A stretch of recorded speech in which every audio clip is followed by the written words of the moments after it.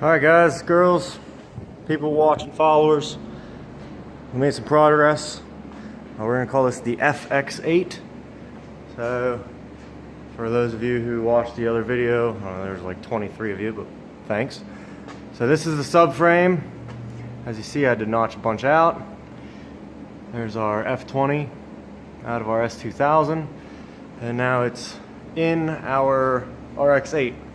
So that's why we're going to call it the FX8. So I got the mounts. I mean, it's not completely done, but it's in there by itself. You know, there's no upper strap or anything like that. We got our trans in. That's what we're looking like. Just got done building our trans bracket. I still got to paint it and everything. That's what that looks like.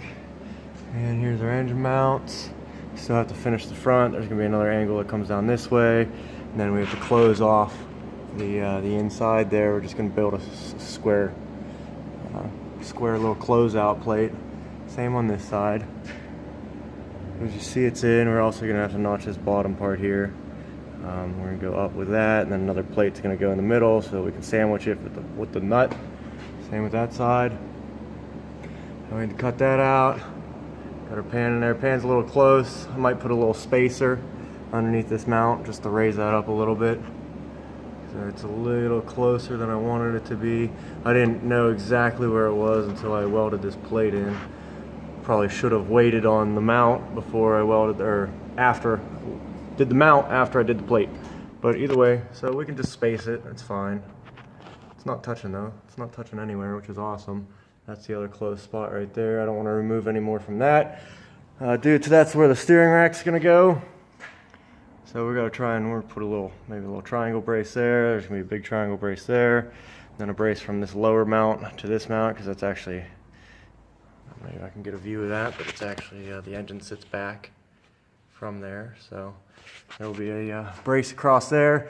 Steering rack is just gonna go, so the top bolt will actually go here. There's I ordered inch aluminum 6061, and it's going to drop it down, so this bolt will be here and this bolt will be here, and then we'll just have to extend our steering rod there a little bit. I haven't got into any wiring or anything like that yet, clearly. Our ABS module, not sure exactly what we want to do with that. Right now it still fits. Hold on, pause the video, bring the car down, and I'll start it again. Alright, so here we go. Need to strap that away. So yeah, like I was saying with the ABS module, there's still, once that heater hose line, rad line's down, it should fit down in there. I don't know, it's kind of close to throttle body though. I mean, I can get rid of the idle air control heat, but I don't want to sacrifice idle air control. It has the heater line there just to keep it from freezing, because you know, whenever you pull air through something pretty quick, if it's cool air, then it's going to freeze. So that's the other close part right there. Fuel pressure regulator, going to have to notch that out a little more. I think I'm going to lose the usability of our passenger wiper, which is a bummer. I was trying to keep it. We'll see. I'm going to actuate it before I remove it, just to see how close, because this link rod here is going to come out this way, and that'll wipe the blade that way. So we'll see how close that is to our fuel pressure regulator. Other than that, I mean, everything fits pretty well. You can see back in there we still have a couple inches actually. You know, I didn't want to pinch any wiring or anything like that. That's actually the closest part right there, where that brake line is. So, and that's not terrible. Besides the bottom of the pan and the side there. So yeah, there you have it.